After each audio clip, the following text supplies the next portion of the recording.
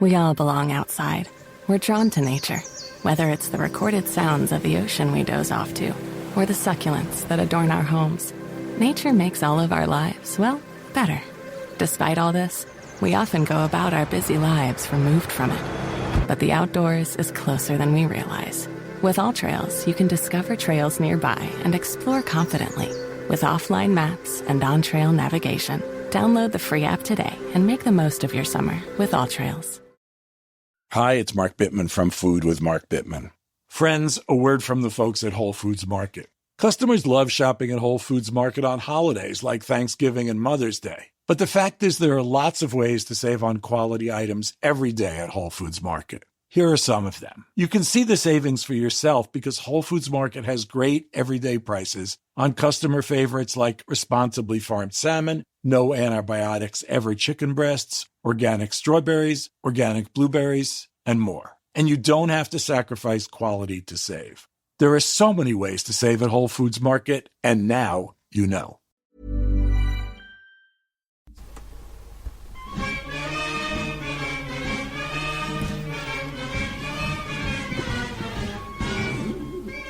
Hello, EggChasers. See EggChasers Rugby Podcast, the podcast about rugby that doesn't take itself or the game too seriously. Back in the rugby dungeon. Well, 2/3 of us are. I'm Tim, in the rugby dungeon with JB. Hello, Tim. How are you? I'm very well. Just a little delay down the line there. Phil, it's confused you because I'm sat in Phil's seat.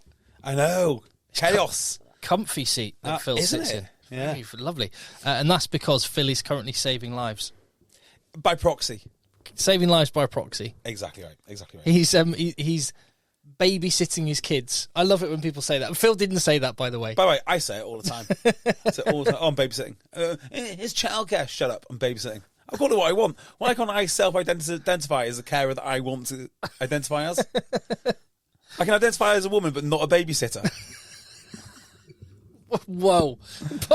Wow, what an opening. Blistering. We're rolling. So if you appreciate the podcast, we are here. Can I just point out we're here? We're here. We are here. Everyone else has swanned off. We're here for you 52 weeks of the year. Not everybody's swanned off. Not every massive rugby star has swanned off. Yeah. One of them won a World Cup. An Olympic gold medal. Oh, we'll absolutely be talking about that. And by the way, Phil, we are expecting Phil any moment down the line, saving lives by proxy. But well, why don't we wait for Phil? And when he comes on, we'll talk about the greatest rugby player of all time. But whilst we're waiting for Phil, why don't we discuss the Olympics quickly? Yeah, I'll definitely do that. I'll tell you what I will do first is I'll say you can support the podcast if you appreciate the fact we're there for you 52 weeks of the year for nearly 11 seasons now. Then you can go to patreon.com/EggChasers. There's extra content there. You help keep the lights on, and thank you very much for that. And you can also just hit subscribe wherever you get your podcast. I appreciate that as well. Olympics generally. Yeah. Got off to a satanic start.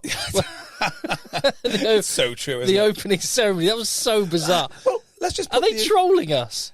Oh, they absolutely, the New World Order, all the rest of them, absolutely trolling us. Is the person behind Balenciaga choreograph it? I don't even want to think about it. I don't even want to think about it, but I tell you what, I will. John Podesta on the... Anyway, let's not go there. Yeah. The one thing I do like thinking about is I thought the boats were really cool. Yeah. The boats were so cool. And the more tin pot the boat, the cooler it was. The smaller and more tin pot it was. It turned out that some of the micronations that competed had some of the nicest boats, like mahogany speedboats or whatnot. Yeah, that was very cool. It was cool. And it made me wonder, who is booking the boats? Is it like the Olympic Committee or is it the nations themselves? Yeah, did they get a brochure or did it just bring whatever boat you want? Yeah. Interesting. So, yeah, it's the first time I think that France have ever had small boats with foreign nationals land on their own shores. But you teed that one up for yourself. Yeah, but the boats were cool. I wouldn't have been a fan of sharing a boat. So I think no, I'm with you. Korea and Spain shared a boat? Something like that. Korea definitely shared one. But I thought, other than the satanic ritual at the end, the boats were really cool. They were very cool. I liked it. On the sports, right, it's hard for me to like the Olympics because I know exactly the type of person that runs it and how corrupt it is and all the rest of it. So it's hard for me to like it. However, I'm sort of conflicted when I'm looking at the various sports because the individual athletes are simply phenomenal. Yeah. It's hard to describe how Just watching the gymnastics. Yeah, what a superhuman, isn't it? Yeah. But then there's the other sports. I can't quite make my mind up what should be there and what shouldn't. So it feels like golf and tennis are a waste of time because it's not the biggest thing in the sport and they're professional. Yep. Agreed. It feels like football, basketball, you're not really watching the pinnacle of that sport. Yep. Are you? There's lots Agreed. of other players who... But then hockey, I think probably is. that is the pinnacle. That's as big as it gets, yeah. So I think that should be the criteria. If this is not the pinnacle of your sport, off you go. Do something else. I'm with you. Or there's some stuff which is just a bit daft. Olympic walking, I don't understand that, right? So running makes sense, like just on a primal human evolution survival level. Yeah. Being able to run fast, there's an advantage there. I agree. Being able to jump high, being able to lift a lot of weight, being able to even then, as humanity got more evolved, being able to pilot a boat really brilliantly. Okay? Yeah. All makes sense. Olympic walking, when do you ever need to walk that fast where it wouldn't just be better to run? Maybe some sort of contrived situation like robbing a bank where there's pressure sensors on the floor and it detects if something has lifted off. Because you've always got to keep 1 foot on the floor, haven't you? That is the definition of walking. Yeah. So outside of bank robbery or... infrastructure infiltration. Getting somewhere quickly when you really... getting to the toilet when you've got a turtle's head. Yeah, well, the thing is about the Olympic walking, you don't realise how fast these guys are going. I mean, the actual speed they're going is phenomenal. Like, faster than I can jog. Yeah. It's a very impressive skill, but you're right. To what end? There's no function to it. No. So that'd be another criteria. This is our version with the Olympics of Phil, just us giving Phil for the summer the rugby law book and him going through it and go, Gone. Keep that one. Yeah. Speaking of which, is he there? Can we have a look, see if he's there? I'll check on my phone, but I think we'd have heard him if he's there. Oh, he's on his way. Okay. Yeah, so I don't know where I stand in that case with Rugby Sevens. So if that was the criteria, should Rugby Sevens even be there? That felt like the pinnacle. Certainly that event did because of France. No, I think when you think about the images of Fiji, the last two Olympics, particularly 2016 in... Where was that one? Tokyo was the last one. The one before that was...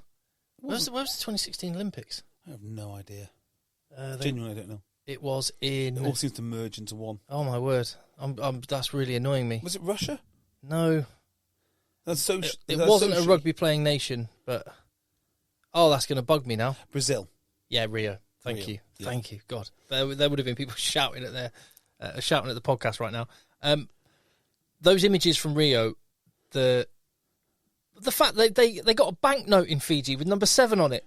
Certainly, so the fact that Fiji won it elevated it to pinnacle status because the way that it was the country's first ever gold medal. Yeah, I think so. I think that's probably fair, isn't it? And I think it became in that moment the pinnacle of Sevens rugby. Okay, so let's just say it qualifies on your criteria, which is Sevens. The pinnacle of Sevens rugby is the Olympics. And I can actually see that because a lot more people are watching it than otherwise would do. Yep. It's sort of, that kind of makes sense. The other criteria is, are we seeing the best players playing? And I'm not sure you can claim that. Well, I think there's two angles to that. I've said this before.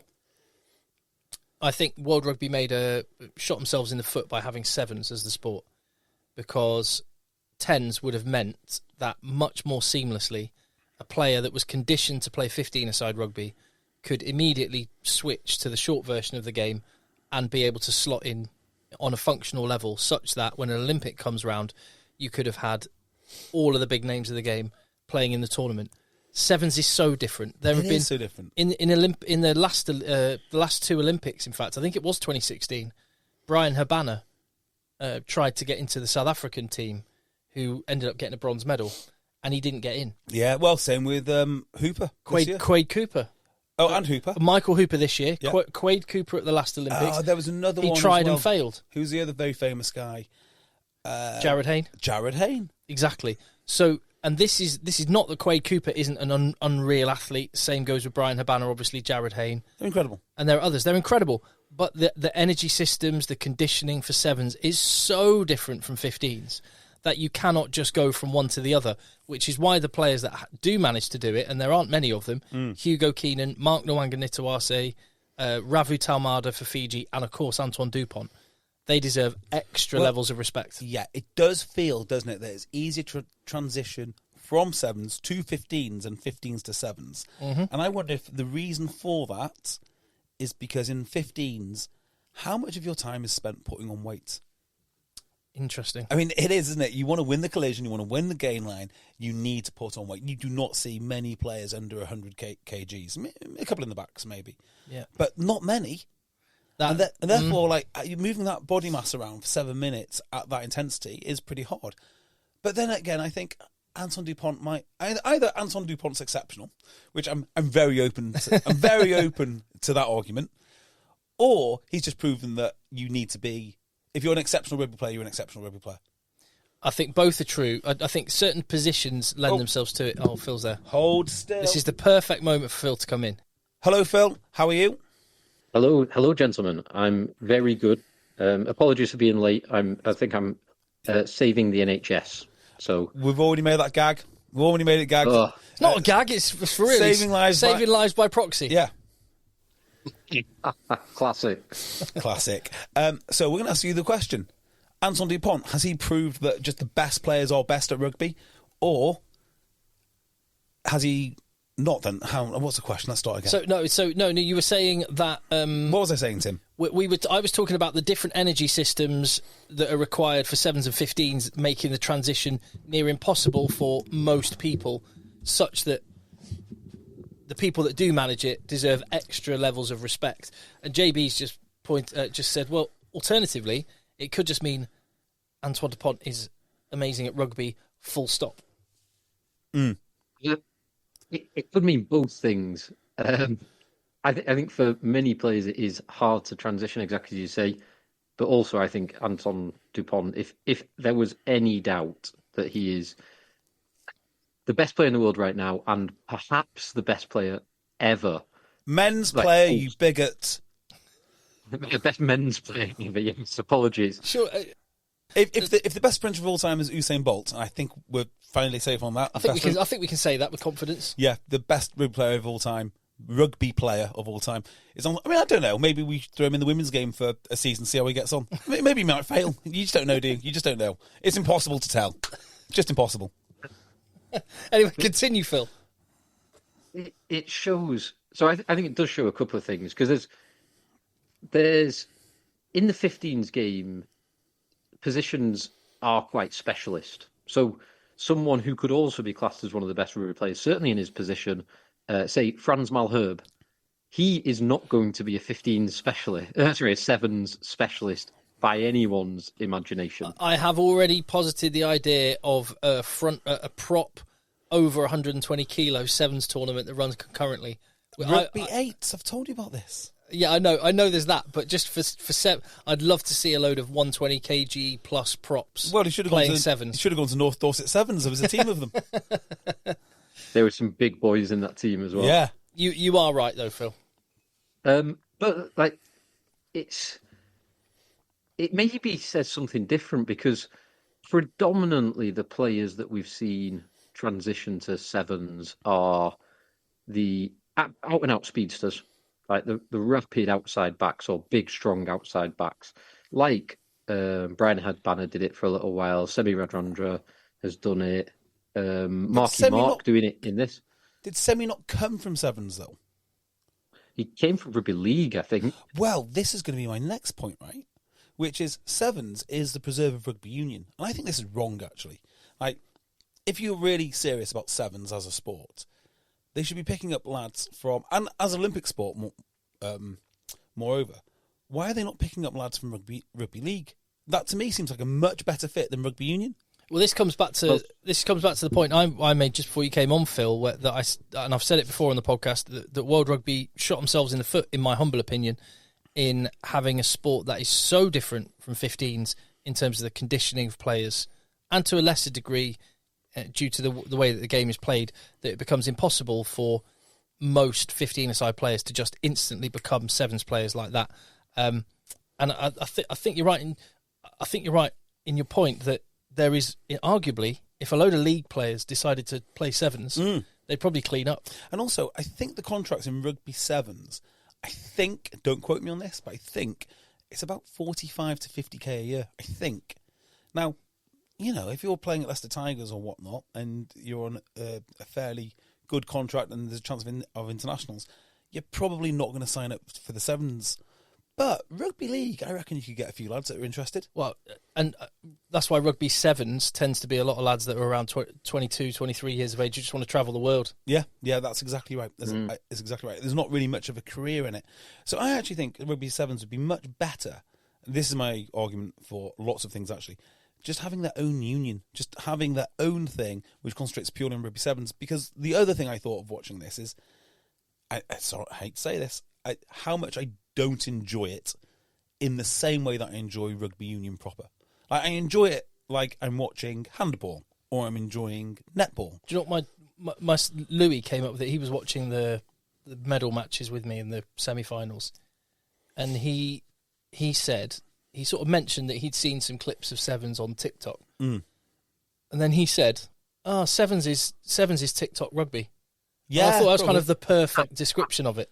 Yeah, I'd agree. The things which I love about rugby union are, the confrontation on the gain line, the grinding away at each other, the strategy at the set piece, the working out each other's plans and strategies.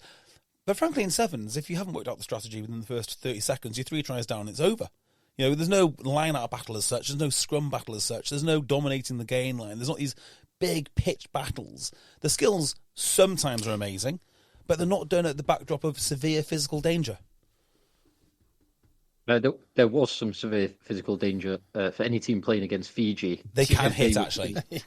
They can hit. Some of the hits were absolutely unbelievable, but particularly when you consider just how much space there is to line up your opposite number and smash them like the Fijian team did time and time again is incredible. And somehow they still lost, which was amazing. Well, it was a hell of a game, and 30 seconds in, when Fiji streaked away, a flowing move, score under the post, I was like, what's the point in coming? Yeah. It's over. But France, they gathered their thoughts, calmed it down, scored that try before half-time, and then the second half was just something else. Well, it was just Antoine Dupont. Someone else, not something else. It was incredible how much difference one man can make. One man who, and it's not just like, it's easy to say, oh yeah, just in the final or just in the semi-final or just in the Olympics, but he has played a handful of sevens games. He played the game for 6 months. France, after not winning a leg of the World Series for 20 years, they won 2 of the 3. They won 2 of the 3 series that he played in. He won Rookie of the Year on the strength of the short space of time that he was playing it. Amazing. And he's taken a team that did not qualify for the Olympics 4 years ago to the gold medal place against undoubtedly the greatest rugby sevens nation of all time. Hang on. It's unbelievable. He got Rookie of the Year. Yes. Antoine Dupont got...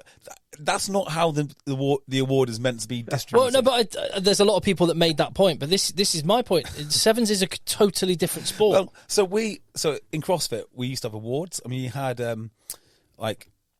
Newbie of the Year award, like who is the best new member, and they gave it to a guy who spent 5 years as Tier 1 Special Forces. I'm like, that's not really a new guy, is it? He's not really new to physical activity, and that's what I think about Antoine Dupont. That's a fair comparison. It's just not that. Well, okay, just on him for a second, because we can talk about the sevens generally. The atmosphere in the stadium, the fact that this is what made it so special. And arguably even more special than the last 2 Olympics. Although I have to say the first one, and seeing Fiji win it, and the reaction and the response to that in Rio, that was amazing. But Brazil, not a rugby nation, and same goes in Tokyo. Japan love their rugby, but they were never going to compete for medals. 69,000 people packing out the Stade de France every single match, and unlike at the Hong Kong Sevens or the Dubai Sevens that you've been to, everyone's on the lash and not really paying attention to the rugby. The the focus was the rugby and the atmosphere Did you go, sounded incredible. No. Okay. No. Our friend of the pod, Lewis, was there. So He's chaperoning the Fiji team around Paris right now. good lad. So I'm not saying that you're wrong on that, but I think that stadium would have been full regardless of who had won, because it's the Olympics and it's one of those things where people just go, don't they, because they want to be part of the occasion. So yeah, it is different in that way. I wouldn't read too much into it being, the new dawn of sevens though. Well, we can come on to this, but let's just very briefly, let's go into the question and briefly discuss. Let's not go too deep into the weeds.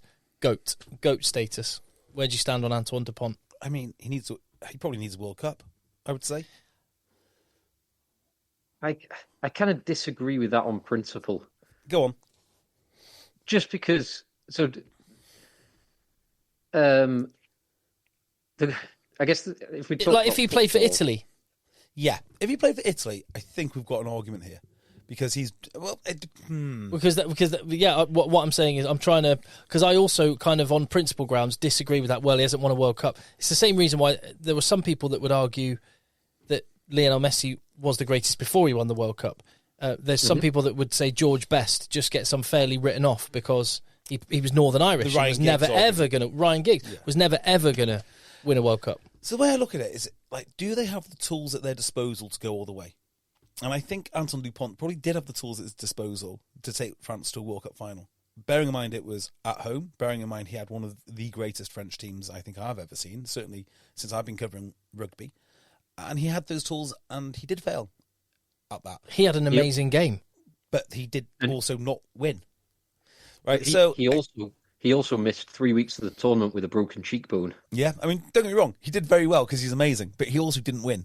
And much in the way that we say about the Bulls, they would have been geniuses if they'd won the top 14 or whatever it was, not top 14, URC. They didn't, and therefore, The issue I have with the World Cup thing on principle grounds, although I don't disagree that you could look at the World Cup and say, well, it was there, everything was there for him, and they didn't convert. Aside from the fact it's a team game, not an individual sport, which is why some people would say the GOAT conversation's irrelevant. But on principle, that would mean that Antoine Dupont, with exactly the same skill set, talent, and achievements, if he's born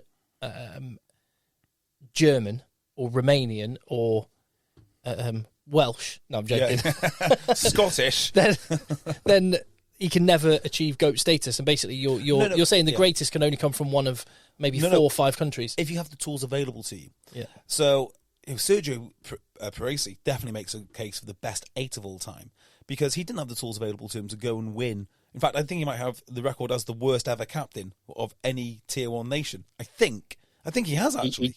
I think he has. Probably not only that, but also he might have lost the most international rugby games of any player ever to play the game. Yeah.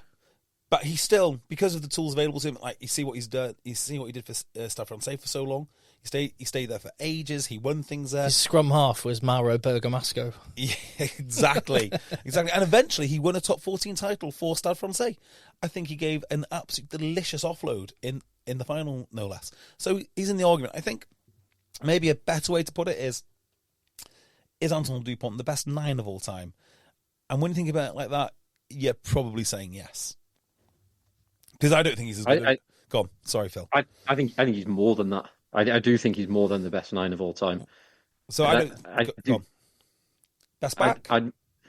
The bit that I don't like about the argument of the teams and the tools at the disposal is because I think it overestimates one individual's impact on the team. Potentially. That's because it's. I mean, the argument would be if you're. I guess the reverse argument of that would be. Does it mean that players who have won the World Cup are better than players that have lost the World Cup? So, like, is Stuart Abbott or Dan Luger a better player, or say Andy Gomersall? Are they better players than Antoine Dupont? I don't think the reverse is true. Andy Gomersall never won a World Cup. He did. Was he the 3rd scrum half? He was the 3rd scrum half in 2003. No, he wasn't. He was. Are you sure about that? Yes. Oh, because it wasn't Austin Healey, was it? It was not Austin Healey. No, Austin Healey did not travel. Did Bracken play? Kieran Bracken was number 2, wasn't he? Dawson, Bracken, Gomersall. Is that who it was? Correct. Oh, Correct. there you go. Yeah, maybe. I think it's the opportunity. If you have the opportunity to win it and you don't win it, that has to count against you. Well, here's what a lot of people would say: Dan Carter would be above Antoine Dupont in the pecking order. Yes, I agree. I can take that argument. I think it's a really good conversation to have in a pub sometime, and you can have a good debate on that one. What I would point out is people go, "Well, he won 2 World Cups." Where was Dan Carter in the World Cup final in 2011? But he has already got 2 of them. No. I don't disagree. But to Phil's point on the individual, is actually that New Zealand team in New Zealand, right, they still won. The New Zealand team in 2011 still won, and Yeah. the New Zealand team in 2015, with basically any New Zealand 10, was winning that World Cup. Yeah, that's a good point, actually.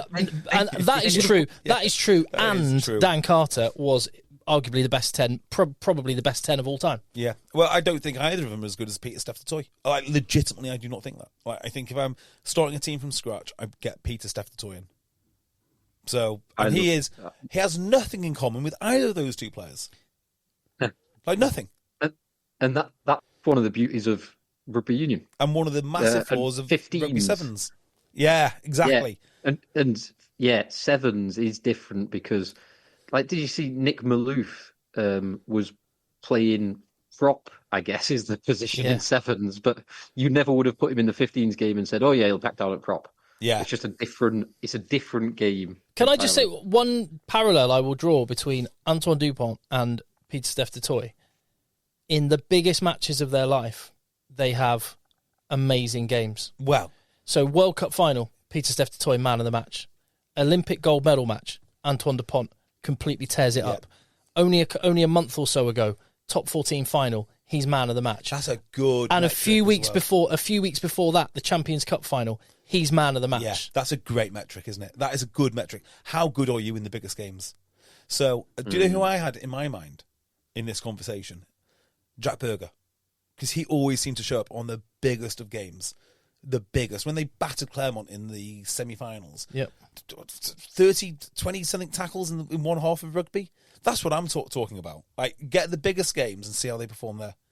Because a lot of people go missing. Yeah. That's a good metric. Yeah, so I think he's very... Anton Dupont is very good. There you go. He's special. He's more than good. He's very, very special. And I've been lucky enough to watch him in the stadium a bunch of times at the World Cup. I was there at the Namibia game when he broke his cheekbone. I was there at the another French game. I've watched him play in the Six Nations a couple of times.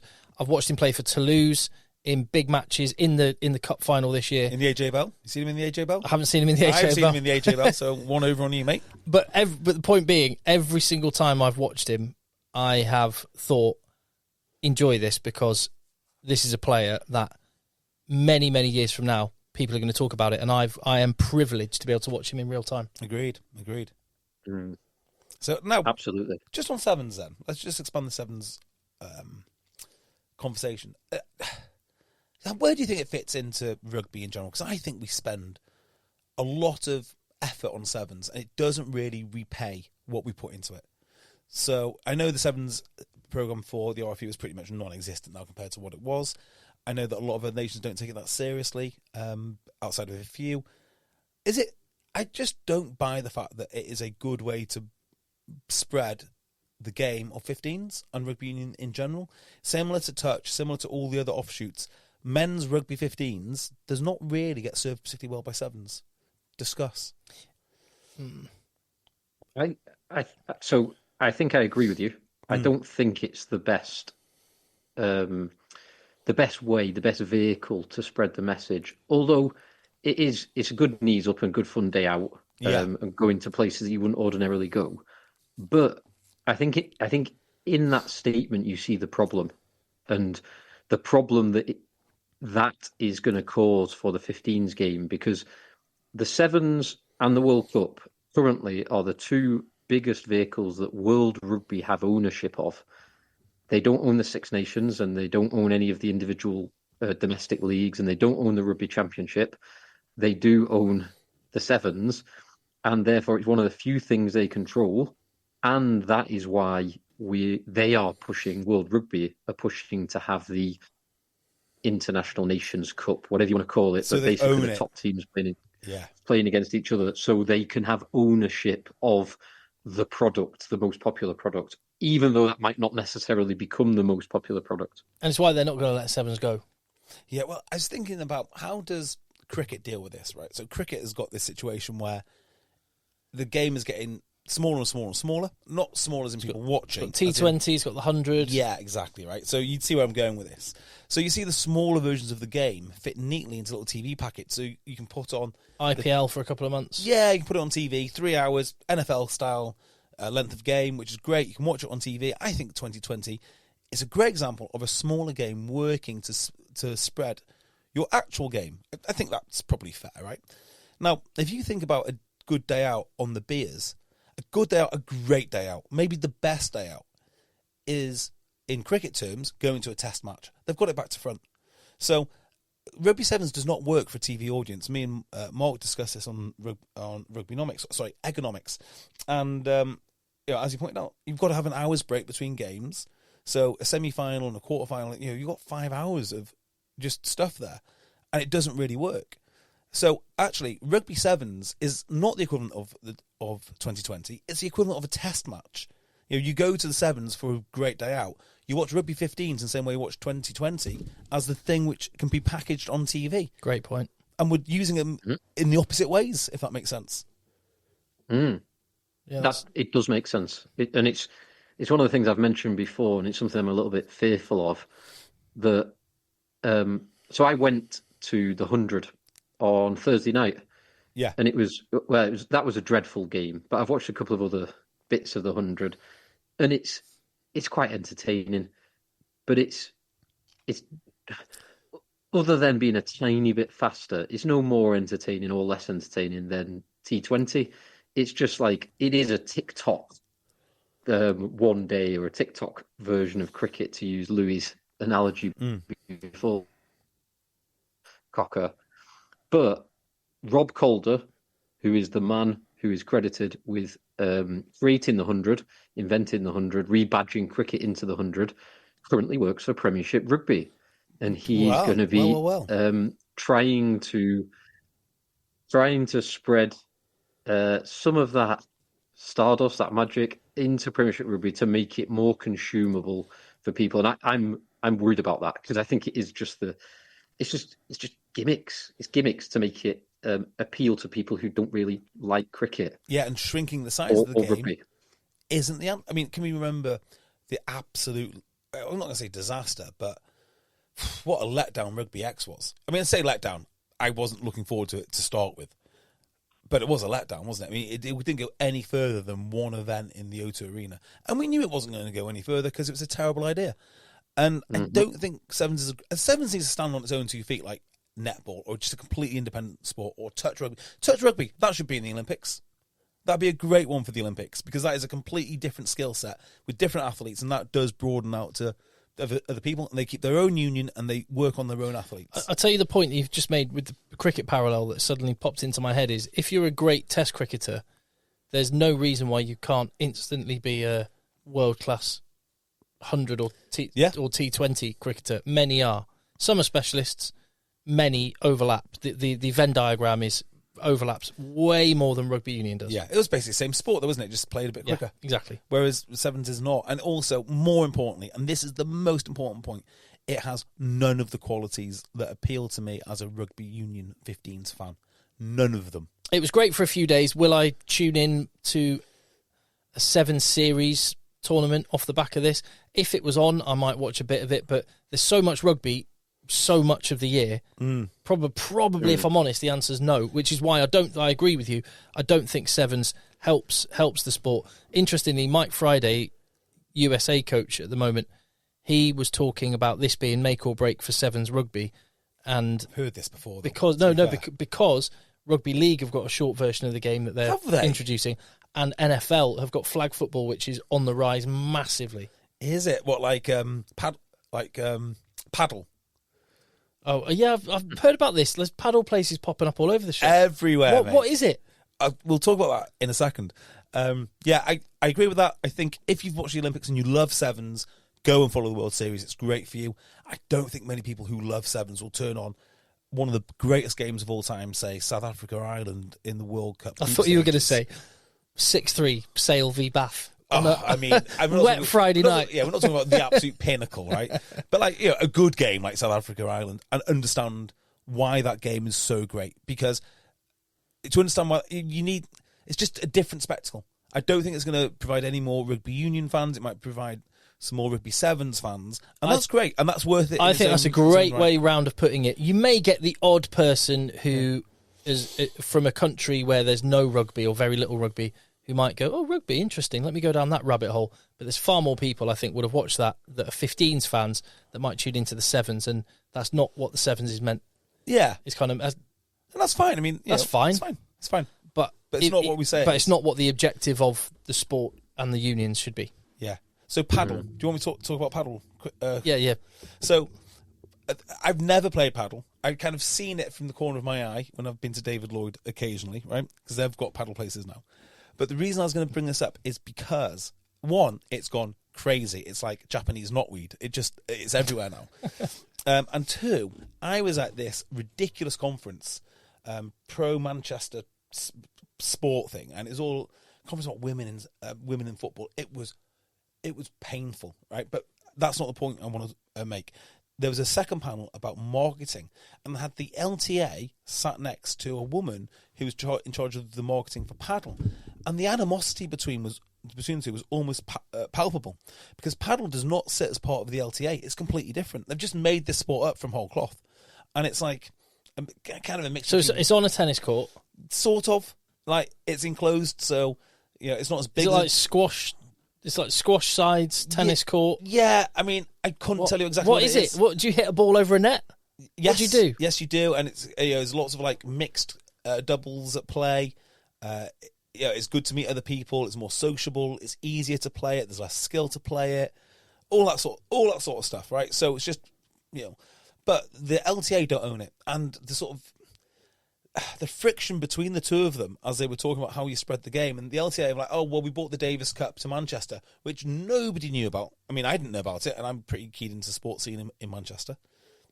And then this paddle lady's like, yeah, we've basically done what the LTA have been trying to do for tennis in the space of 2 years, over a couple of decades, in about 2 years. Easy, dead easy. And it is huge. Yeah, it is huge, and one of the key things to it being huge is it's, you said it before, Jay, it's lower skill, but it's so anyone can kind of pick it up and play it. Yeah. Like within a few minutes, you can play at a standard where you're kind of competitive, and so it means it's fun, and that's because there's the paddle, for want of a better word. It prevents you from putting too much speed on it, prevents you from putting too much spin on it. The ball can bounce off the sides and the back, I think. Oh, so can it? It kind of it kind of stays in a lot more. So it's just easier to play. But that also means that I think there's less mastery. So you can play after 5 or 10 minutes, you're kind of good. After 3 months, you're not going to be that much better. Yeah, well, look at functional fitness. CrossFit is accessible weightlifting. High Rocks is accessible CrossFit. I mean, that's just how it works, and people are going crazy for High Rocks because, like I say, anyone can do it. Like anyone can go on anyone can go on a ski erg, anyone can run, anyone can row, anyone can throw a wall ball. I remember them doing this when I was at like primary school. They introduced that. Did they call it pop cricket? Yeah, it's basically cricket. Just like plastic. Those little plastic, softer ball, plastic stumps. And modified rules. Do you think it's about making children's games available to adults? Possibly, yeah. Like, there is something in that, isn't it? There is, yeah. We would usually use this for children, but let's see if adults take it up, because they are more infantile now. I think it is those barriers to... It's barriers to actually getting involved in the first place, and it's the dead time involved in it. Like you say, with tennis, because it's quite hard to master. Really hard. That you spend a lot of time running back and forth to the net for the ball, running 20 metres behind because you've walloped a ball over a fence. So why is this not badminton? Why is badminton not the thing? Because you can't play it outdoors, I guess. Can't play it outdoors, yeah. Yeah. Yeah, and with tennis, you've got to have a relatively even matchup of opponents. Whereas, as in, like, if you play against someone, if it's your first tennis game and you play against someone who's played for 6 months, you're going to get smashed. And same, like, if you've 6 months and you play against someone who's played for 6 years, you're going to get smashed. Whereas paddle, you could play for 5 minutes against someone who's played it for 6 years, and you're going to have a competitive game. Do you know what? There's some diabolical minds out there who are busy de-engineering. De-engineering is probably the right word. I mean, it's not a actual word, but it's the word I'm going to use because you understand what it means. The world's great games. So they've already screwed over tennis with paddle. You know, rugby union, potentially touch. There's someone out there currently fiddling around with cricket, trying to make that accessible for kids, and no doubt golf. No doubt. If there's a sport that should be worried about paddle, it should be golf. Like, how do you make golf so everyone can hit the ball? Massive ball, massive holes. Yeah, I mean, there is definitely a lesson there somewhere. Yeah, it's like the comparison of, like, say, running versus cycling. Both are outdoor, long form aerobic fitness, but I bet 10 times more people run than cycle because you need a pair of trainers versus a bike, and you just run out the door versus getting set it up, lubing your chain, inflating your tires, checking your seat height, getting your water bottles ready, etc., etc. Well, there's something in that. There is something simplicity. in that. I'm bringing that back to rugby for a second. Fiji and sevens. It's people in Fiji will play with a plastic bottle filled with sand. This is correct, which is why they can catch but not pass. Or they'll play with a coconut. Yeah. Or whatever they happen to have, and bare feet and stuff. And then also, you think about, that's the sevens game. Think about the 15s game. Yes, South Africa has an amazing school system and all the rest of it.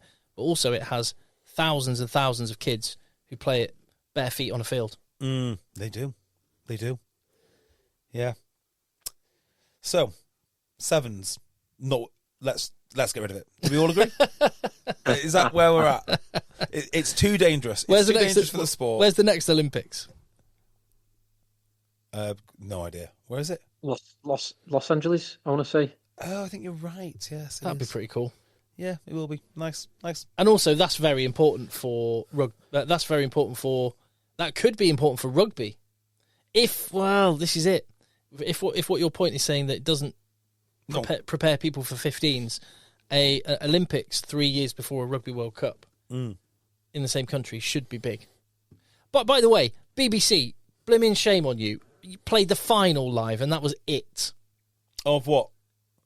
They had stuff undiscoverable on the red button. Oh, did they? So I but watched nothing else on any sort of. And yeah, I find part of this is just the fact that Discovery have got the rights, and it's on that basically on the Discovery Plus app. So I watched the third place game, I watched the final game, and I also saw the first France-Fiji game, which was woeful compared to the final. I mean, absolutely woeful. But other than that, I've seen enough sevens. I cannot confirm or deny whether I watched it on a Fire Stick on Sky Sports New Zealand, which showed every minute of every game. Well, you wouldn't do that, would you? You just read it in the paper, from what I heard. Yeah, exactly. You just read it on Twitter. On Twitter, the updates on Twitter. Exactly. Yeah. Planning for your next trip? Elevate your travel style with Quince. Quince has all the jet-setting essentials you'll want for your next getaway, like European linen, premium luggage options, buttery soft Italian leather bags, and so much more. And it's all priced at 50 to 80% less than similar brands. Plus, Quince only works with factories that use safe and ethical manufacturing practices. Pack your bags with high-quality essentials you'll be wearing for vacations to come with Quince. Go to quince.com/trip for free shipping and 365-day returns. My dad works in B2B marketing. He came by my school for career day and said he was a big ROAS man. Then he told everyone how much he loved calculating his return on ad spend. My friends still laugh at me to this day. Not everyone gets B2B, but with LinkedIn, you'll be able to reach people who do. Get a $100 credit on your next ad campaign. Go to linkedin.com/results to claim your credit. That's linkedin.com/results. Terms and conditions apply. LinkedIn, the place to be, to be. Do we have our reviews of Northampton? Yes, we do. Contact EggChasers@gmail.com is the email address, and in these weeks before the Premiership returns, and we've got a month or so, we're going to take 2 clubs on every episode every week and preview the upcoming Premiership season, starting with the top teams, or certainly starting with Northampton Saints on this one. We've got a couple. I've got one here from Chris Wright. Contact EggChasers@gmail.com. I'm just having to wade through Rob Jordan as well. I'm just having to wade through emails from South Africa. Basically. Loads. I've given up reading the bloody... You keep on getting derisory offers from people. Derisory? Yeah, it's just like, oh, Tim, will you accept 500 quid for, like... No, you won't. I feel like emailing them back myself, actually. Well, and the amount of people that just want a slice of your income for no particular... There's a lot of people... YouTube... I don't know who says yes to this stuff, but so many people say, hey, we could... monetize the thing you already monetize. Yeah, we could take a chunk of what you're earning and have you part of our stable of channels. Wonderful. Awesome. Yeah, sounds good. Yeah. Anyway, Northampton Saints. Would you do both? Just read... this one from Rob Jordan. He says, having won the league last year, there's been a lot of chat about how Saints were far and away the best team. But in reality, we won the same number of games as Sale and only one more than Bristol, who didn't even make the playoffs. And we slightly ran out of steam and clung on by the skin of our teeth for the semi and the final. And in everyone's head, there is the cautionary tale of the 2014 team that won the league and then perceived to have not backed it up. In reality, they finished top of the pile in 2015, losing to Saracens in a semi, and it was from 2016 that the implosion actually started. But this is still viewed as the example not to be followed. Saints have never had a multi-year dominant team before. So the big question is, can Saints back it up again? I have the answer to that. No. Go on, carry on. On paper, there are some big questions.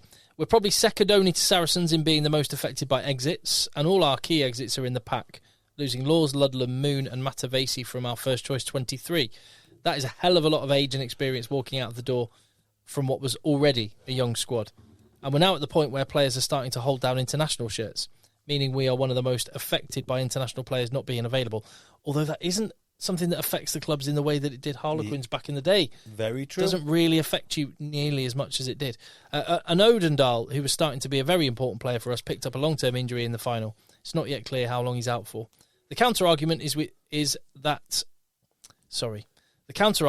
that we had, I think, the second youngest average matchday squad in the Premiership last year, and that squad will be a year older and with the experience of winning a title. Players like Furbank, Mitchell, Smith, Coles, Langdon, Dingwall, Freeman, Slightholme, they're really starting to step up as leaders. We also went into last year having signed Lee Radford on the 3rd of July. He had about 10 weeks to learn rugby union and implement a defensive system, which he did brilliantly well. He's probably, a lot of Saints fans have said this, he's the unsung hero of their title-winning season. But with a whole season and a winning season under his belt and a full pre-season, there should be significant further improvement on defence. When you look at signings, we already had Pearson as the ready-made replacement for Ludlam. We'll be looking for him to come through strongly this year. And we've got 2 young loose heads, Eogan and Hafar. London Irish's Hafar. Every time I see one of those players that came from Irish or Wasp and stuff, it does pain me. Anyway. The whole Bath team. Yeah. From 5 years ago. Yeah, exactly. They are the real deal and will step up into Waller's shoes and hopefully more. The key signing is Josh Kemeny to replace Courtney, which is obviously impossible. He's an interesting player who was in the Wallabies' last World Cup squad as a 6 or 7, but in theory also providing cover on the wing. Callum Hunter-Hill is a solid pickup from Sarries to cover for Moon leaving, and there's the intriguing signing of George Smith, who was on the NFL international pathway this year. He's a big boy. Is he? He's 6'8", 138 kilos. Is he? Second row, yeah. He was playing championship rugby playing for Moseley or something, went on the international player pathway, and now he's at Saints. He's huge.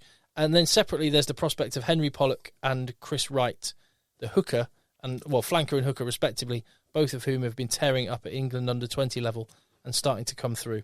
So I think we'll be there or thereabouts. Not necessarily top 2 this year, but almost certainly a top 4, and continue to build a squad that can be competitive or dominant for the next 5 years.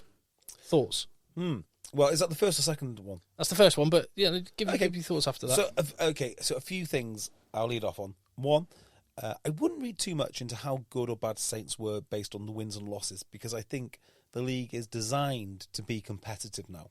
So the fact that you've won it is enough. I don't think the old comparisons of how many games you won really ring true now. I think it's going to be about much smaller margins. So when our very kind listener sent that in and was worried about multi-year teams, he's right to be worried about multi-year teams because I don't think it can happen again. Or if it does, it's going to be much, much harder. I don't think you're going to see Leicester Tigers of old. I don't think you're going to see Sarries of old. I think you're going to see lots of teams that win lose a lot of players because their players become very valuable. Or they're at the end of a cycle where they've all been together for such a long time, much like Saints have, that they then start to sort of lose that player base as they need to be re-signed. So those are my two thoughts.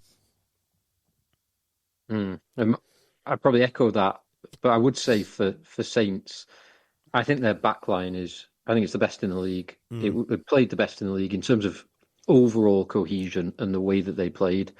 My concern this year would be the forwards, and particularly just losing Courtney Laws, as well as obviously Ludlam and Moon, and Matavesi, who are all outstanding players, but losing Courtney Laws, who's still one of the best players in the world. The last couple of seasons, he's just been phenomenal, is tough. And you can see they've tried to replace him.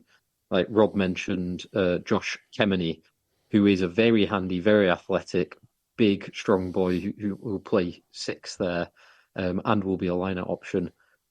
But he's not Courtney Laws. And no one is Courtney Laws. And I so think that's where they've got to... I think that's why someone like Kemeny actually is a very good replacement for him, because he's not like for like. You know, if you go for like, you're on for a loser, because there is no one like for like. So if you just go and get the best guy possible, and you've got to have to try and change the way you play to suit the new guys, not just hope that someone can plug in and be the next Courtney Laws, because they won't. Well, I think they've gone for...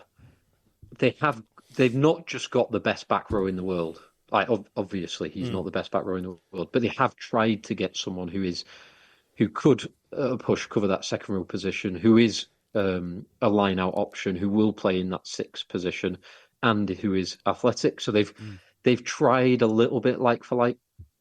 The boy who I do think is interesting is this George Smith lad. And I don't know if either of you watched any of the player pathway. Yeah, I did. The IPP. He's enormous.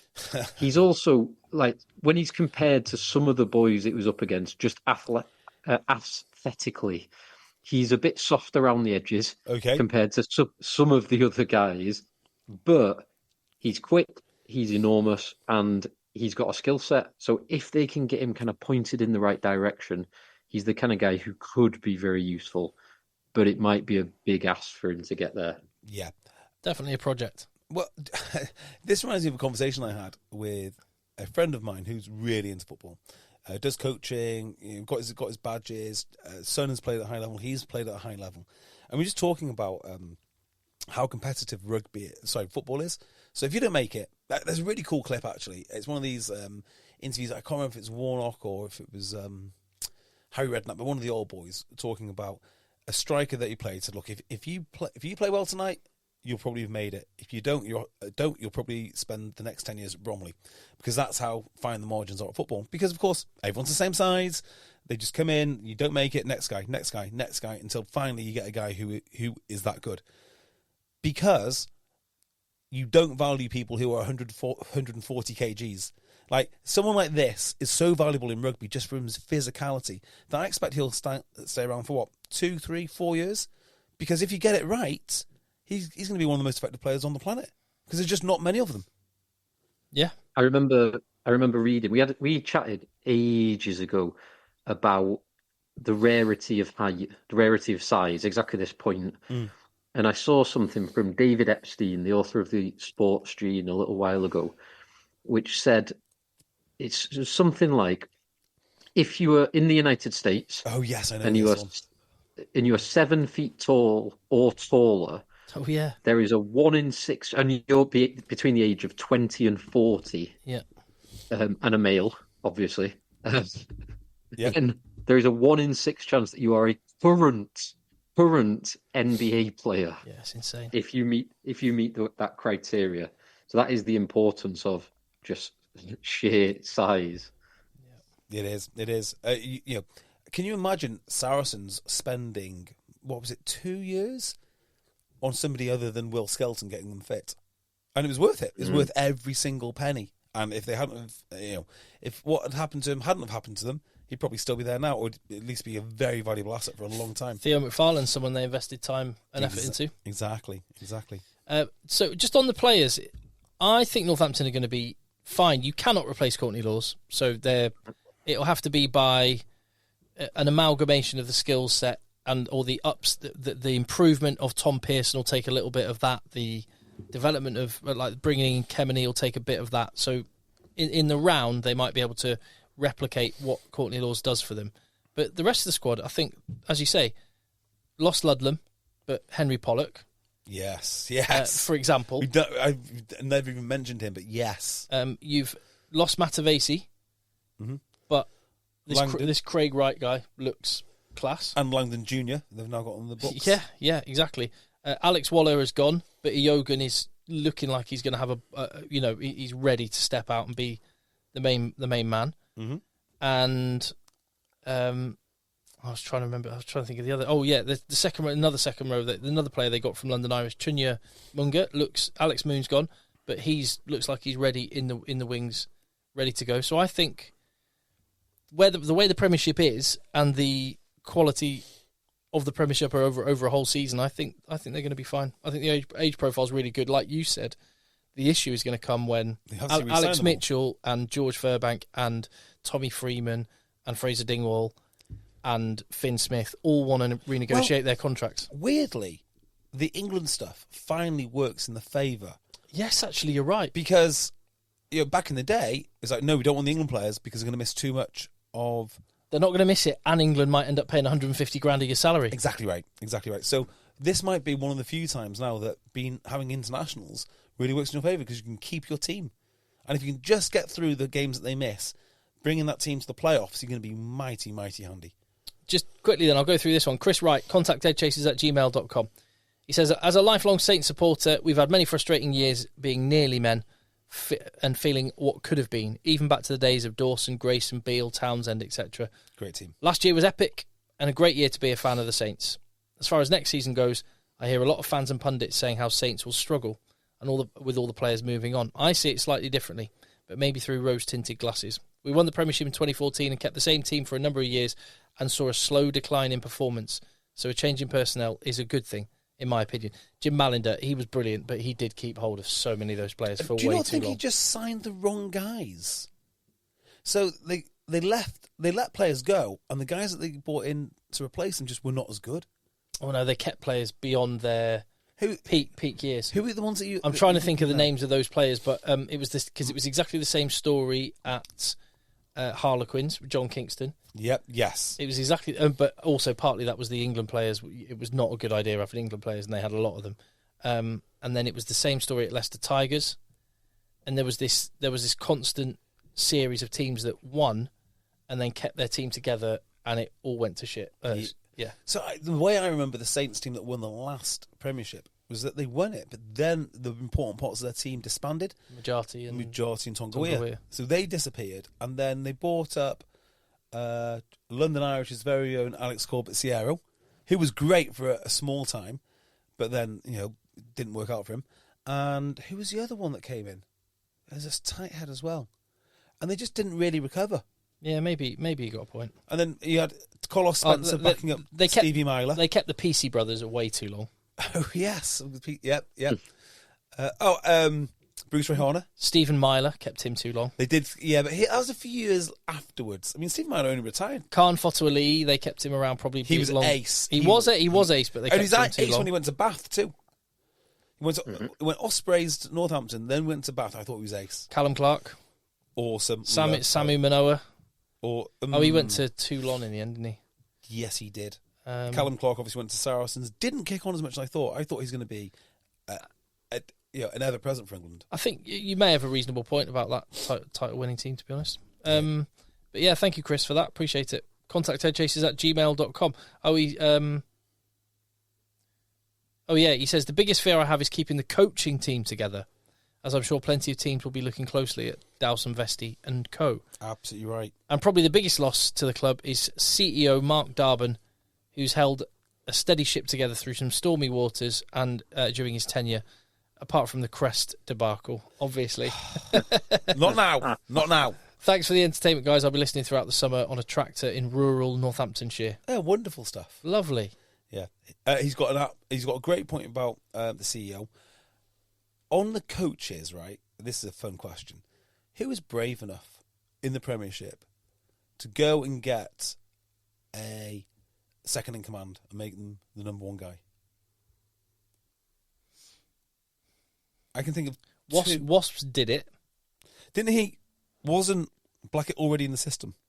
Yeah, but he was the number 2. Effectively. Sorry, no, what I mean is who's going to poach them? Oh, I see. So who's going to come in and say, right, so the only ones I can think of are Gloucester with Skivington, because he wasn't even the number 2, he was just a positional forwards coach at the London Irish. And the one which was just so obvious it had to happen would be Sanderson. So we all knew Sanderson had to go somewhere because of his media profile and Saracens and yada, yada, yada, and that it did indeed happen. That seems to work out all right, actually. So what number 2s are there? So, and the other one, well, the other one that happened, but they got their fingers burnt, was Gustard. Yeah. To Quins. Oh, yeah. So who would be brave enough to go to a Premiership rival, in this case Northampton, and take Vesti?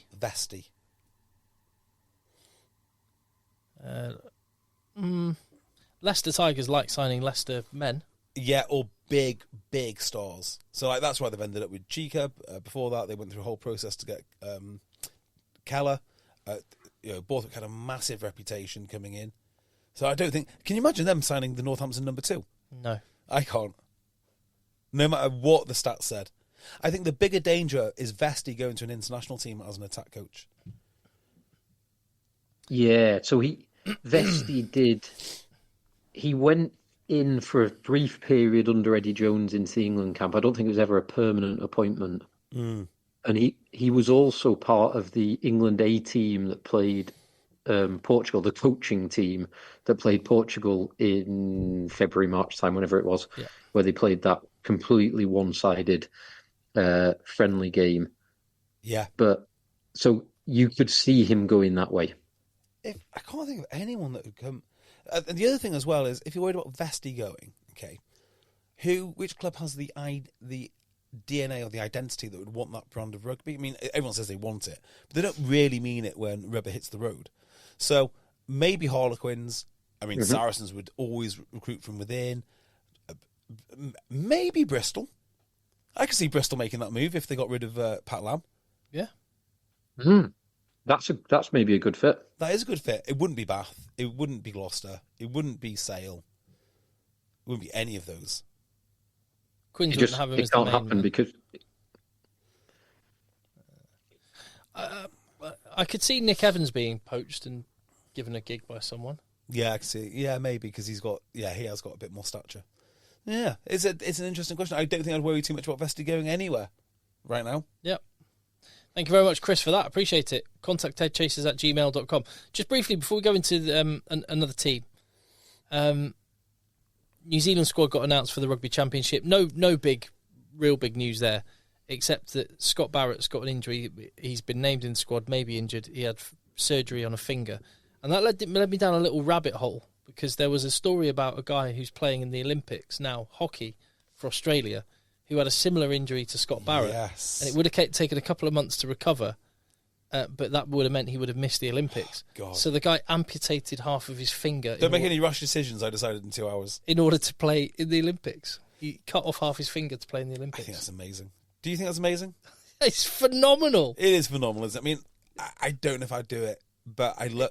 It walks that fine line between heroic and completely stupid. Yeah, I love it. By the way, talking of people playing... His wife's not a fan. Yeah, I bet. But it makes it hard for him to use knife and fork. Absolutely for right. the meals that she cooks in. Absolutely right. Talking to people who should not be playing in the Olympics, have you got this Dutch volleyballer? No. Please, yes. Have you felt? I don't know. I don't even want to describe it, to be fair. This must have come across your radar. I think I've seen headlines about a story which I'm now piecing together and going, it must have been about that guy. That guy. I mean, how has this happened? I just can't get my head around how this has happened. I'm all for second chances and whatnot, and I've read the story, and I'm reading it, I was like, there's no mitigating factors here. I can't have this guy. I mean, I feel like a massive hypocrite now, because I will have most guys playing most sports, no matter what they've done. I can't get over this one. Can you, Phil? Yeah, no, it is. So the brief headlines are, I mean, it was 10 years ago, so time and all that. It is the headline I've seen. I didn't know that. I haven't read the substance of the story, but sorry, go on, Phil. But 10 years ago, as a 19-year-old man, befriended I can't remember if she was 12 or 14, but it doesn't really matter. Right. He was a 12 or 14-year-old girl. He's living in Amsterdam. He flew over to the UK and raped her in a house in Milton Keynes. Good God. I mean, there's not much more you need to know. Convicted? It's unbelievable. Yeah. Did jail time from oh my God. Yeah. And here he is playing. Yep. I mean, I don't know what message you got from this, but it tells me the Dutch take their volleyball very seriously. But It's ridiculous. Yeah, I can't even imagine how he got into a provincial team. I mean, I can't imagine that. I mean, there are limits, aren't there? Like, why would you even let this guy into your club side? Yeah. Let alone the national side. I mean, why no one picked this up? I mean, maybe they did pick it up and like, well, we just need to win volleyball. Volleyball's really important. We just need to win this, guys. Just, suck it up. Let's go. I mean, how much worse is the next guy? Next cab off the rink. What's he done? That's what I want to know. Yeah. Oh yeah, I was just going to say, where did this start? Oh yeah, it started with Scott Barrett's finger, and if Scott Barrett was a real man, he'd have his finger amputated, so he could definitely play in the Rugby Championship. But that led me down a little rabbit hole where someone flagged up this person, which you may be aware of. You may have heard this. I didn't. Have you heard about Sam Whitelock's grandfather? No. He was an All Black. No. He was an All Black international. Played lock. Nelson Dalzell. He was an All Black lock. Didn't make his debut until the age of 32. When he was called up for the 1953-54 Northern Tour, where he played 22 matches, including all 5 tests. That's a hell of a tour. He was the biggest man in the touring squad. He was involved in World War II, where he almost had one of his legs amputated. Good God. He was injured early on in one of the battles, and there was a load of shrapnel. This is Sam Whitelock describing this. He said there was a load of shrapnel in the lower part of his legs and back. They wanted to amputate his leg, but he wouldn't let them. And there was a big argument that went on because he was a young, promising rugby player. Long story short, they didn't amputate it, and in later life, he was lucky enough to play for Canterbury and then make his international debut for the All Blacks. He had a hole in the front part of his leg that he used to put a little bit of wood into. He'd strap that on, which was a wound for the war, and that's how he played all the games, with a bit of wood in his leg to protect it. That's amazing. What a hard man. So, have you seen SAS Rogue Heroes on BBC? No, with like Paddy Mayne and Sterling, David Sterling and all those guys, yeah. Yes. A dramatisation of their life. I would definitely recommend it. I definitely recommend it. In fact, if you do a Patreon later, I'll tell you why I wouldn't recommend it. But yeah, just the fact that Paddy Mayne is in it. But it's a very, very unfair portrayal. Very unfair. Of Paddy Mayne? Yeah, but actually the events it's very dramatised. There's a bit too much humour in it, all the rest of it. But it's broadly speaking kind of what happened. Have you seen, I don't know if you've seen, Phil. Have you seen that, Phil? You've not seen that? No. What about Masters of the Air? Have you seen any of that? No, but I've read the book. Apple TV, that's like, those pilots are the coolest people ever, aren't they? They are. But the BB-17 isn't the coolest plane. I don't know, irrelevant. Just the guys when they're sat in a bar, just knowing that they've been up there flying. And it's the same with all the stories of the drunken, the drinking that went on with was it the Polish pilots? All the pilots. Yeah. All the pilots. In the Second World War, they had to issue an order that you can't fly in your pyjamas because they were getting up in the morning and jumping in their aircraft. But I've not seen Masters of the Air. Do you know what? Shall we continue our military chat and rugby on Patreon? Yeah, let's do that. Because there's no point in giving our fine listeners nonsense about box sets. Yeah, that's fair. So patreon.com/EggChasers. Let me also say contact eggchasers@gmail.com for a Bath review. I could quickly chalk off a Saracens one. Do you want to do it now? How long we've been recording? Oh, a measly 1 hour, 10 minutes. Come on, let's have it. Jonathan Ketley. Go on, Phil. Just before you do that, there's one point I know we've discussed near amputations as part of the All Black squad, but one story from the All Black squad is Will Jordan coming back in, who missed the 2 England tests. And the wing options for the All Blacks are, I think, the best wing options of any team in the world at the moment. I think they're just absolutely outstanding. They have Caleb Clark and Mark Talea. They have Will Jordan, who could play fullback as well. And because Narawa's not even in the squad now, is it? Who's the fourth one? He's dropped. So Sevu Reece, that's right. One. And then you've got Perifetta, Bowden Barrett. Wow. Yeah. Ruben Love comes in. But just those 4 wing options in Caleb Clark, Will Jordan, Mark Talea, and Sevu Reece, they do absolutely everything. They've got a bit of everything, from the big bruiser in Caleb Clark, the speedster in Reece, the stepper in Talea, and just the all-round classy operator in Will Jordan. I think they're outrageous. They are. And also, I was thinking this, with the fact you've got D-Mac and Bowden Barrett, who can both slot in all over the back line too. You've also got Geordie Barrett, who can play everywhere. Rico Ioane, who can play on the wing, who's the centre. Yeah. If there was a team that a visionary coach could take a back line and do a kind of Johan Cruyff era Dutch total football, but map it onto rugby, where the number on the back is kind of irrelevant, and you do something so fluid and radical that completely changes the game. I was thinking this as I looked at the squad. It's that you could do anything with that back line. Yeah, absolutely. They're pretty good, aren't they? Get Sam Vesti coaching them. There you go. That's the danger. Right, we'll go through Saracens. That's a great point, Phil. Thank you for mentioning that. Contact eggchasers@gmail.com. Got this one here from Ollie Bass. Okay, Ollie, let's have it. He said he's connected with JB on LinkedIn, which is where you can find he is JB. And he says, Saracens review, overview and last season. Anything less than a Premiership win is a disappointing season for a Saracens fan. Off the back of a tough loss in the 22 final, first season back up in the Premiership, and then a dominant 22-23 season, it felt like Saracens were in a position to kick on and solidify their position at the top of the English tree. However, the season turned out to be underwhelming on the pitch, showing a glimpse of their best without being able to string the necessary performances together. 3 home losses, all to the other top 4 teams, showing a demonstration that they might be on a decline. Scrum performance, like England, being Saracens' biggest weakness. Semi-final finish, round of 16 in the Champions Cup, pool stage in the Premiership Cup. He said they needed to, heading into the new season, Saracens need to play catch-up with Bath and Northampton, who impressed last year and seem to be on an upward trajectory. As always, a Premiership win is a must for Saracens. However, this season feels a little bit like a rebuild is necessary. We will go into detail below about the replacements, but the key factor in success for Saracens is how they cope without Owen Farrell. While gaining... How will you cope without Owen Farrell? I know. I've started a whole French YouTube channel just so I can stay connected with Owen. While gaining some parity at the scrum is a must if Saracens are going to have a chance to compete. I think those are the 2 areas. I think he's absolutely nailed it. Those are 2. Scrum, 10.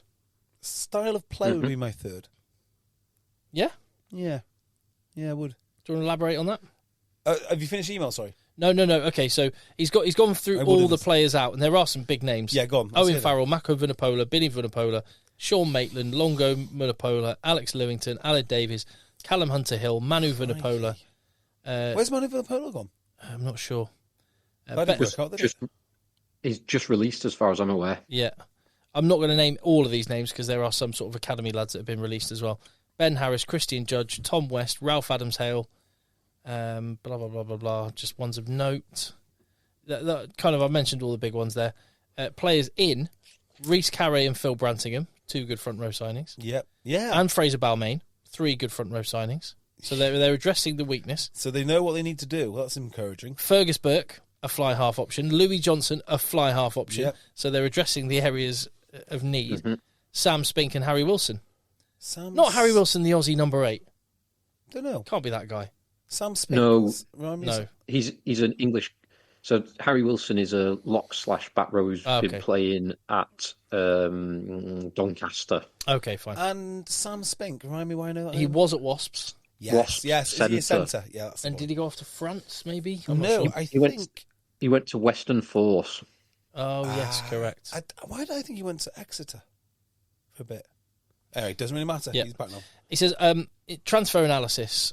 Overall, there seems to be many more players out than in, which is concerning, although a proportion of these were academy and will be replaced by the next bunch coming through. When comparing Saracens' transfers to Bath, I feel they've missed the opportunity to kick off the rebuild in style. Bath managed to really build on their squad following an impressive jump forward with quality first-team additions like Ross Maloney and Guy Pepper, but more impressively signing a large amount of young talent with a lot of potential. Kepu Tuipulotu, Charlie Griffin from Saracens, Taylor Afire. So I think against the team that finished one stage better off than Saracens, Bath seems to have the jump on us going forward. Saracens have brought in Louis Johnson, young, and Fergus Burke 24 as well from Crusaders, English qualified for Owen Farrell. Front row, Rhys Carey, mentioned that. I'm just going to skim this one a little bit more. Tight head, Fraser Balmain, 32 at Gloucester. That looks to be a move to shore up the tight head position with Riccione, Hoskins, Clary, and potentially Harvey Beaton competing for the 3-shirt. Who signed the boy from Trailfinders? Will Goodrich Clark has gone somewhere. Not Saracens, but yes, he has. Exeter. I think Exeter, it was. He's a big boy. They know what they're doing there. They just like large people at Exeter. Yeah, Just rightly so. Get the biggest people we can. It's rugby.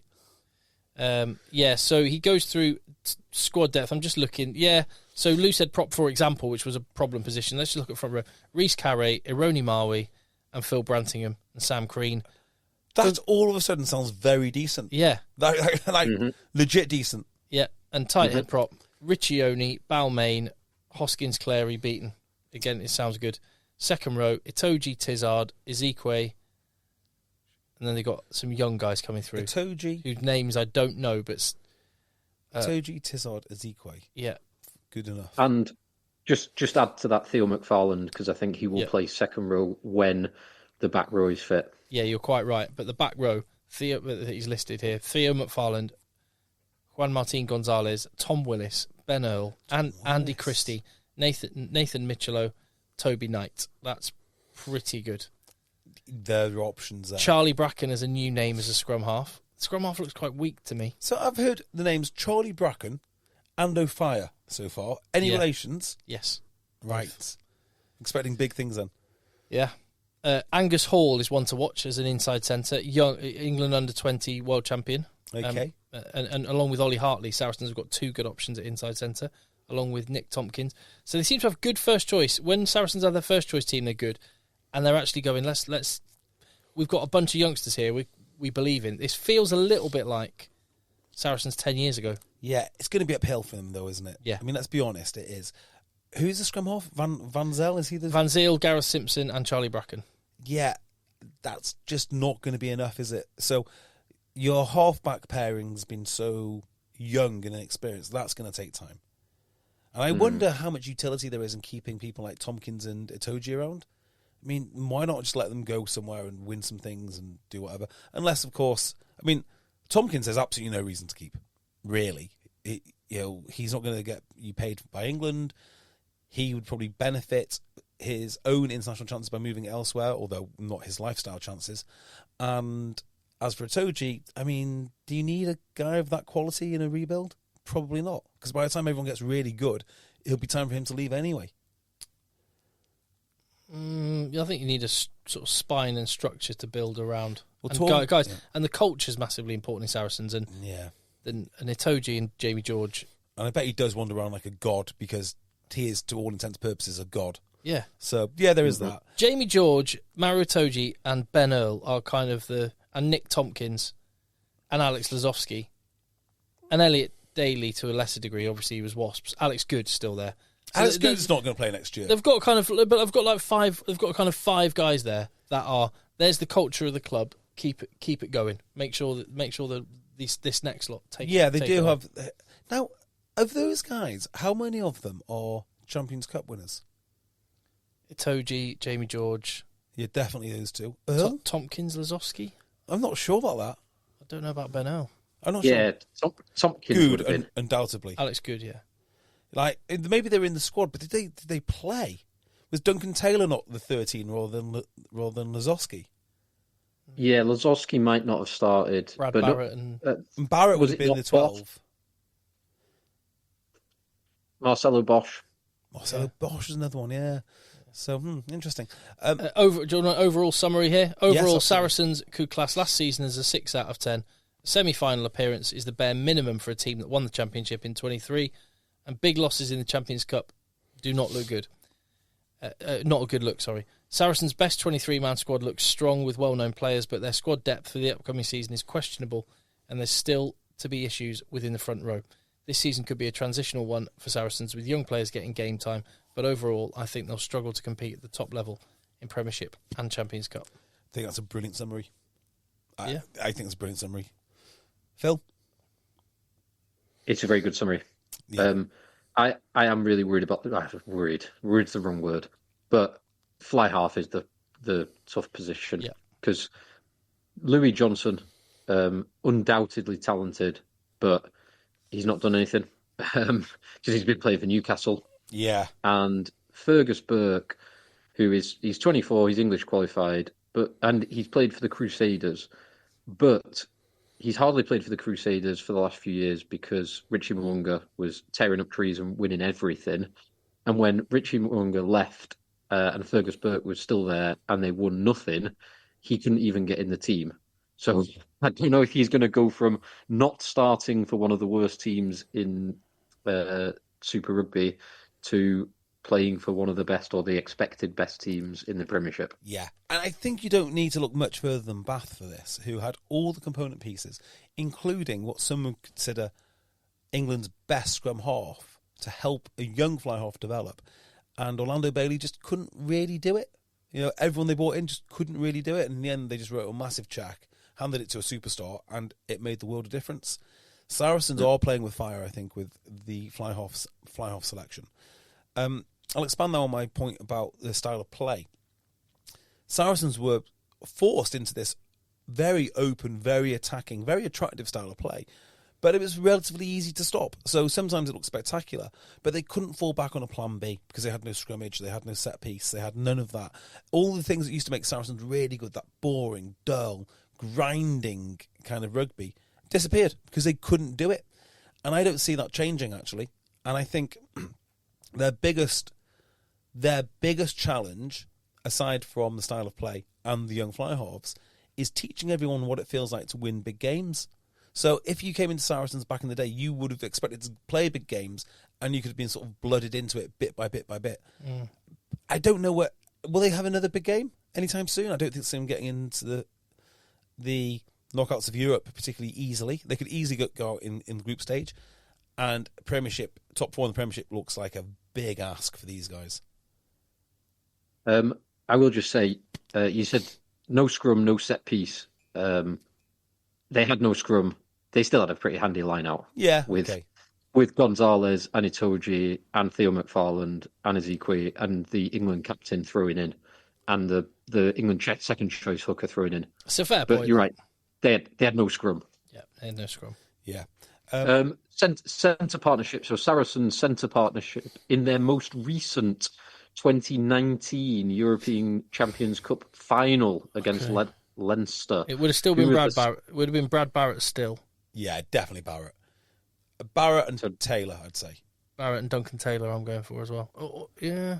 Or could it have been Chris Wiles? Wing. Chris Wiles, great show. So it's 2019, this was. Okay, I'm trying. 2019. So Barrett is correct, which surprised me a little bit. Yeah, that is surprising. Yeah. But the 13 was not Duncan Taylor. It was Lazowski. Alex Lazowski. Wow. There you go. So wow. He has started and won, which is important. Yeah. Quick email here. Jonathan Ketley. Nice one. I like the fact he uses his full name Jonathan because he must get it all the time. The weatherman. There was a weatherman. No. When I was a kid, John Ketley was the weatherman. No. There was even a song about John Ketley, the weatherman. I'm gonna have to get this up now. Oh, please don't. Okay, fine, I won't. John Ketley, contact eggchasers@gmail.com. Just a couple of things that haven't been mentioned so far. He details the squad as well. Thank you, John, for that. But he says, on the field, much has been made in the media about Saracens' exodus, but it's much more nuanced picture than that. According to the new CEO, Mark Thompson, who arrived from Burnley Football Club, Farrell was the only unplanned departure. Farrell was unplanned? Apparently so. All the rest were... Oh, crikey, did not know that. That's a great bit of information, thank you. Yeah. He says a lot of fringe players were on their way out. A lot of players were coming to the end of their contract and there was no plans to renew. Farrell was the only one that wasn't planned. What a traitor. He also says the scrum was a huge issue. So some hefty recruiting in that area. And Rob Webber has come in as scrum coach. Nice. And new club captain has apparently been decided, but not yet announced. Who do you think that'll be? Ben Earl. If it's not Ben Earl, that's mental. That's a great shout. Yeah. Although, Ben Earl starts, doesn't he? The thing is, Ben Earl is easy to drop in a way because he has to be magical all the time. If he's not magical, he doesn't have So Billy could be captain. He doesn't have to be magical, but he's massive. So there's always something that he can do. If Ben Earl starts getting stopped at the gain line, it's a big call to be picking him. Could be Maru. Maru, yeah. I just think Ben Earl makes more sense. I don't know why. I like the Ben Earl pick as well. And also, just on back row, I tell you who needs to be massive this season. Big, big season for this guy if he wants to be an England player. Tom Willis. Tom Willis has to be big. Yeah, no excuses after this season. And finally, John says, off the field, the new CEO has said he wants much more of a focus on the rugby and less on the other associated activities, and has made some good hard-nosed decisions off the back of that. Like what? He sold off the loss-making netball team. Oh, no. As he didn't see a path to profitability for it and saw no overlap between the fan bases. Wasps had a netball team. Yeah, Leeds Rhinos have one. Yeah. Similarly, he does not think there is much overlap between the men's and women's rugby fan bases. Correct. So has said he will not be trying to avoid fixture clashes when one is at home and the other is away. He sees them as completely separate fan bases and he's trying to grow them as such. I thought they were going to say so they're not bothering with the women's team, but I think they have to. I think they might have to now. Yeah. It's just such nonsense, isn't it? It's just fine, whatever. And he says we also have our own hospitality arm. Sorry, Tim, can I just interrupt you here a second? Yeah, go on. Ideas around women's rugby. So I was talking to a guy once, multi-millionaire. I'll tell you what, I've got one paragraph to read. Go on, so I'll do that. Because he said we have our own hospitality arm called MBN, which has now also been sold on. Many fan suggestions for further improvement of the Stonex are apparently being introduced. No updates on what they are, but the changes brought in last year, which were a covered outdoor bar, children's playground, etc., were all excellent. So fingers crossed. Good. Well, they're listening anyway. And thank you very much again, John Ketley. Appreciate it. That's Saracens. So we need Bath and who were the other semi-final team last year? Sale.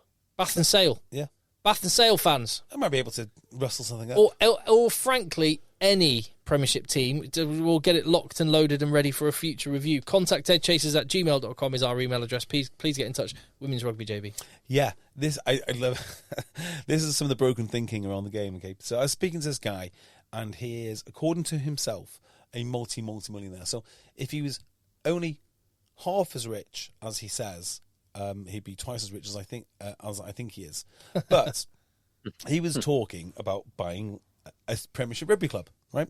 He was very serious from what I could tell, although never got further than just talking about it. He said the first thing that I'd want is to lobby the Premiership. I thought this was wonderful, to make it mandatory that you have to have a women's rugby team or else you can't play in the Premiership, and then we'll reinstitute promotion and relegation.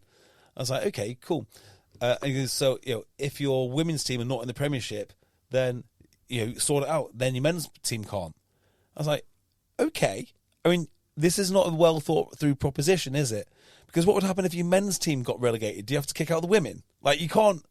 How would you have the replacement team from the Championship come up with their women's team? Or equally, that's how Ealing Trailfinders or anyone get a spot in the Premiership. Don't worry about winning in the Championship and building your ground up. Just make sure, just get a women's team to kick everyone's ass. this is a bright bloke. This is a really bright bloke. Well, yeah, he is, right? There's no two ways about it. And his idea was, to qualify for the Premiership, your women's team also needs to be in the Premiership, with no thought of what would happen if the men's team got relegated. So the women's team have just won the Premiership. Well done.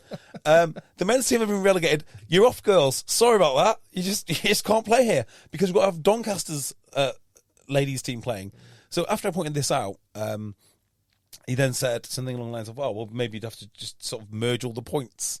So just on the point back to the CEO there, there's a little bit of, it just seems a bit of common sense thinking. So think about all the people that you need to hire at a stadium. Yeah.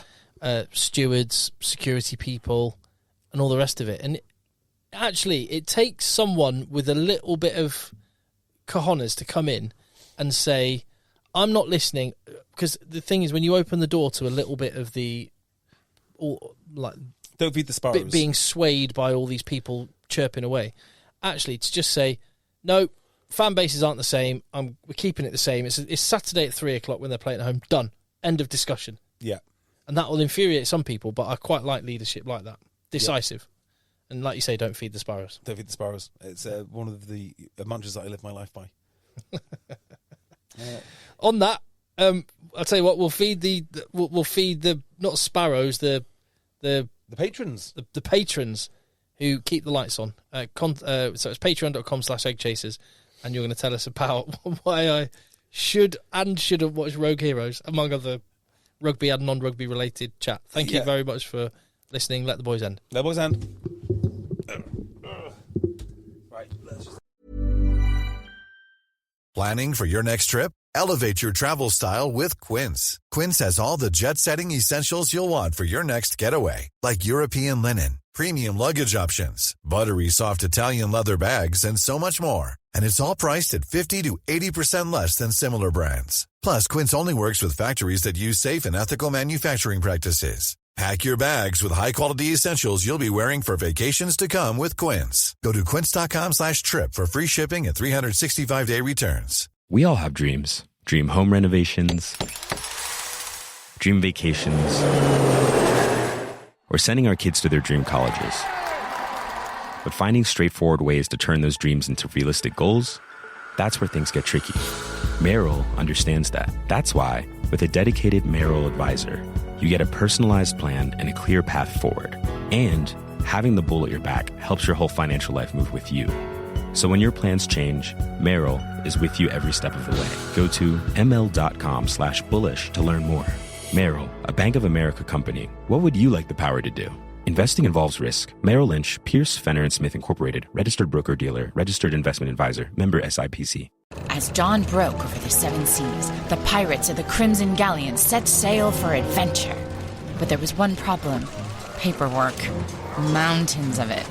Filing, invoices, you name it. This work ain't fit for a pirate. Luckily, their captain had an idea. She used the smart buying tools on Amazon Business so they could work more efficiently and get back to doing what they do best. I know, right? Amazon Business, your partner for smart business buying.